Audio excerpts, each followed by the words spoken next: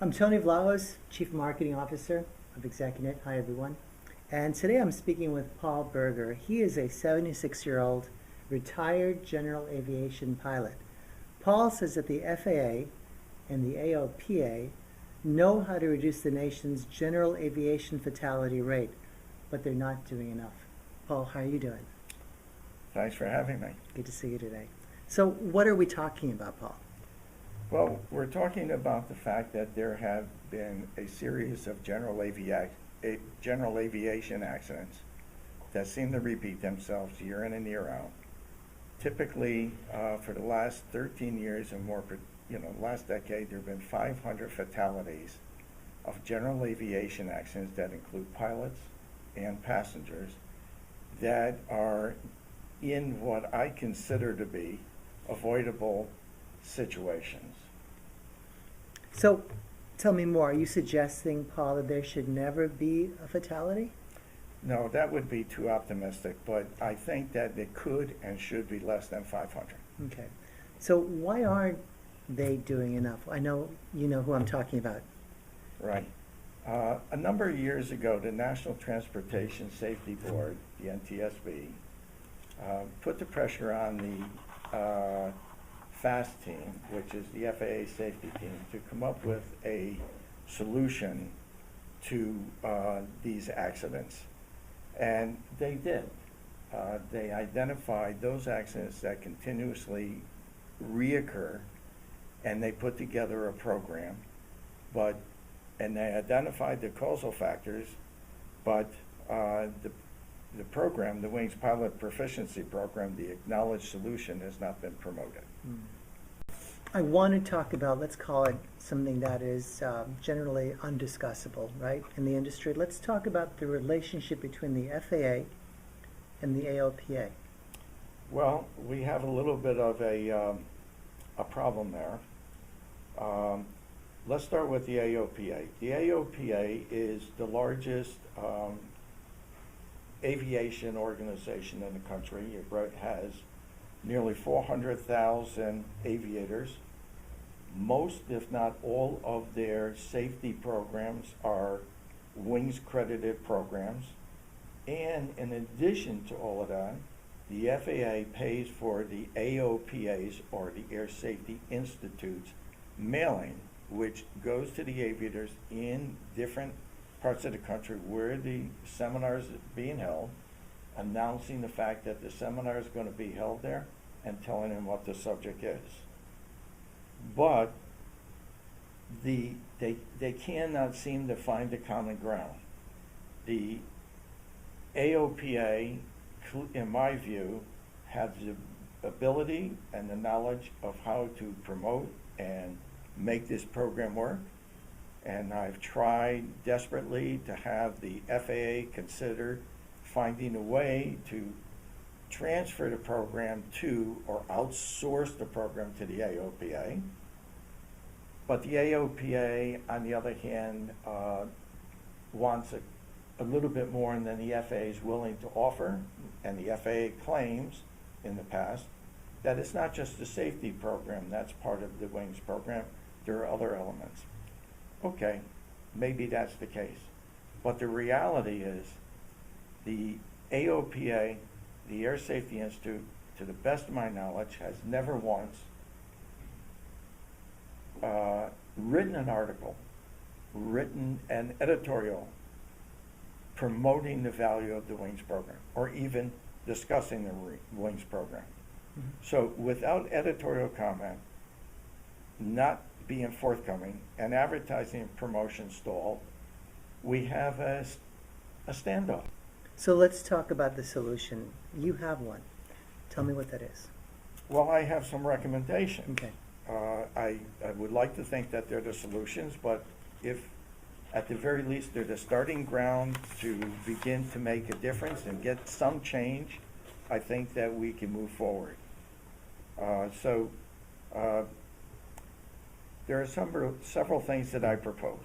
Among them are, first and foremost, to incentivize and to motivate participation in the Wings program.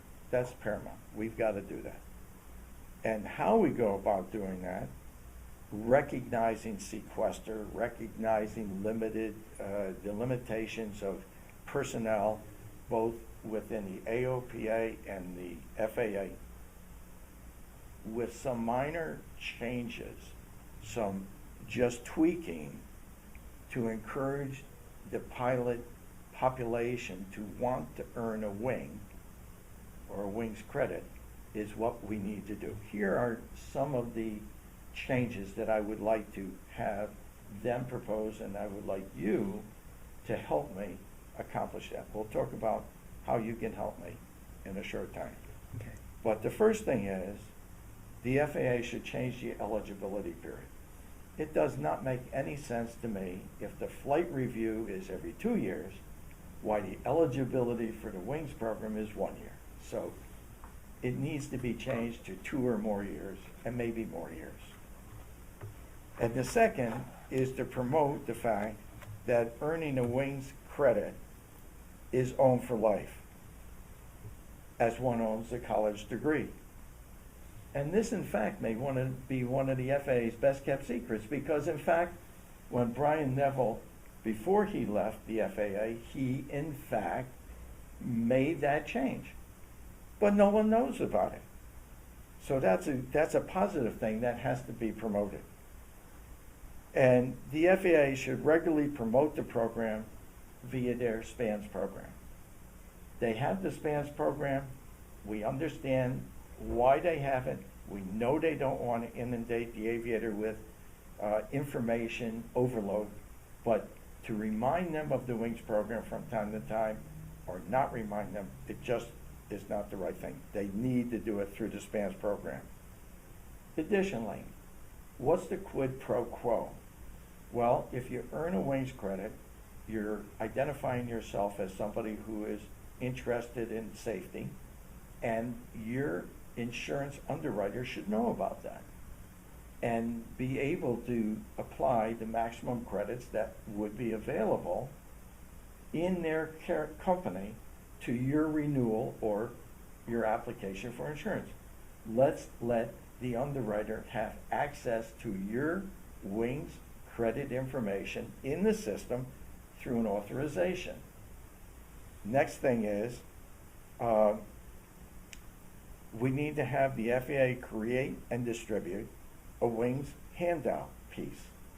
And I propose that that handout piece be given to every certified flight instructor with an obligation to pass it along on the flight review, because every 2 years, every aviator is going to see a CFI. And we want to hold the CFI accountable. And it just doesn't make sense to me that the CFIs who are making the decision, the no-go decision of whether I can continue to fly an aircraft or am capable of sustaining my license, should not be held responsible and accountable for reinforcing the value of the wings program and causing the aviator to register in the program. Just 2 other items. The FAA should mandate that all CFIs be held accountable to explain the wings certified pilot, why a wings certified pilot is a safer pilot, and the FAA should encourage flight instructors to give wings credits for a more comprehensive flight review. So let's talk about the Facebook page that I know you've launched, which is terrific, and will help get the word out. But what would you like people who encounter your cause on Facebook to do that would, if not validate it, move it forward? Well, I hope to develop a consensus through which I can represent you in this cause. This is something that belongs to all of us. But we need a large number to get the FAA and the AOPA to pay attention. And so I'm hoping that you will come onto our Facebook page, which is www.facebook.com/advocates for GA Aviation Safety. or advocates for GA safety, I'm sorry, and go to the action page and authorize me to represent you and with the AOPA and the FAA and say, look, these folks want you to seriously make some changes.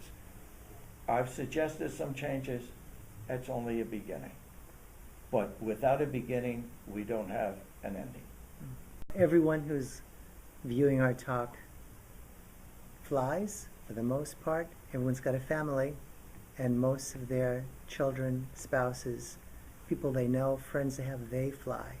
As you said, everyone's impacted by this. What final words do you have for the aviators in particular? What would you like them to take away from our talk today? I appreciate that question. First and foremost, this is not my fight. I'm only the conduit. This is our fight. I'm not an active aviator and haven't been for the last 15 years.